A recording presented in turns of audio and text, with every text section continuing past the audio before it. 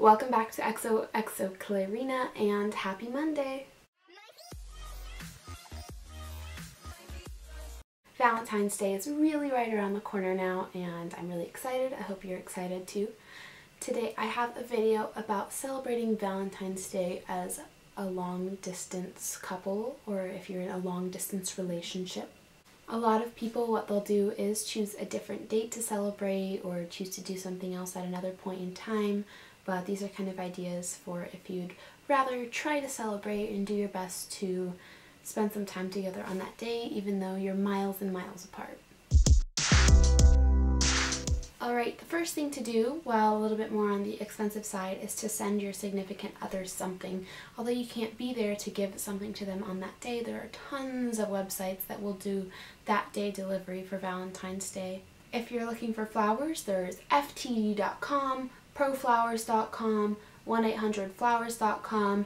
Also, I'll link all of these links and stuff that I'm mentioning throughout my video in the description bar below, so be sure to check that out if you don't catch exactly what I say or you want to go back and look for the link. If you're looking to send something else, there's sherrysberries.com, which I have used for Alec on, I think, our last anniversary, because it was within my first month while I was at San Diego State. I think it was my second week that I was there, so I had planned a couple months before to have those chocolate-covered strawberries shipped to him. There's tons and tons of relationship and cutesy things that you can send from the Etsy website, and you can send that straight to the person if that's what you would like to do. And then letters. I love receiving letters. I think I mentioned this in my previous video. I am obsessed with snail mail. You can send somebody a letter and write, "Don't open until Valentine's Day." That way they have that handwritten letter from you even though you weren't there to give it to them on that exact day.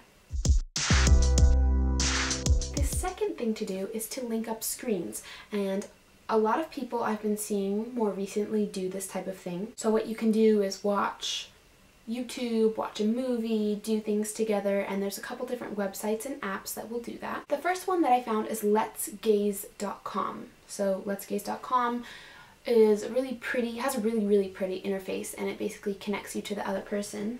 So you can have a long-distance relationship movie night, and you can do this on days that aren't Valentine's Day, virtually any day of the year. It allows you to chat, sync files, video call, and sync watch anything on the internet as well. Another website that is good for that is Rabbit, RABB.IT, and again I'll leave the links below. This one is not just a website but also has the application style, so you can download it onto your phone. I haven't really played much around with either of these websites, so I just suggest trying and see which one works for you, but they both link screens and I've heard good things about both of these websites. Kind of related to that is to FaceTime. Try to make time to talk to each other face to face, even if you're not in person. I know Alec and I don't do this enough and it's kind of hard to get around to. I knew a couple, and I've read stuff online about people FaceTiming and they'll eat together. And you can do that in your dorm, or if you want to take your computer out. You could virtually do anything with your significant other if you have them on FaceTime, but you know, that's kind of awkward. So having a meal together.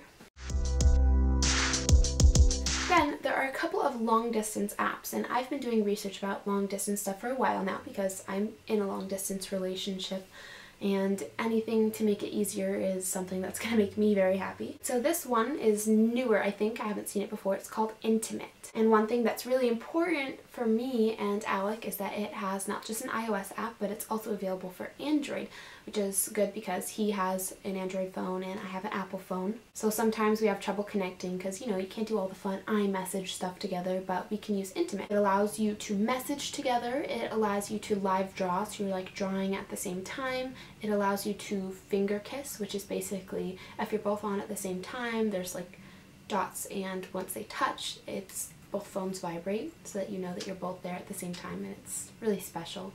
It's nowhere near great as, you know, a real kiss or holding hands or anything, but it's something that can kind of get you almost to that point if you're so far away. It also offers a connected calendar, so you guys can put both of your dates in there, and I thought that might be really helpful for when I'm here. That way we can help plan stuff and make sure that our schedules will link up and that everything's working out the right way. There's a lot of other apps that tailor to stuff like this. There's one that just does the finger kiss type of thing, that's called Touch Room. There's an app called Couple, and there's an app called Avocado. So you can check out all those apps. They're all, I think only Couple and Intimate are geared for long distance couples, but all 4 apps are apps that can be used by long distance couples to help strengthen your relationship and add that extra connection when you're thousands of miles away.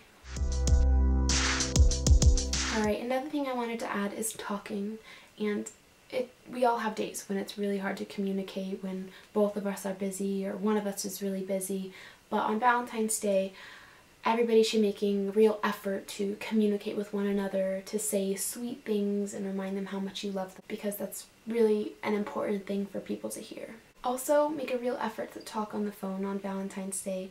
I think that it's important that we try to connect to each other. If you can't FaceTime, try to make a phone call. It's just a little bit more connected and deeper than a text. The last thing I suggest is to make a Spotify playlist. I actually have a playlist for Alec of songs that remind me of him, and they're mostly love songs. Some of them are quirky things that he showed me or that we've listened to together a lot. And that's something that I'll probably listen to on Valentine's Day and like cry about because he's not there. But I'm pretty sure on Spotify, once you see what somebody's listening to, you can click on like listen to also, so you can create one or the other Spotify playlist and listen to that music together and just kind of text and hang out and relish in your relationship.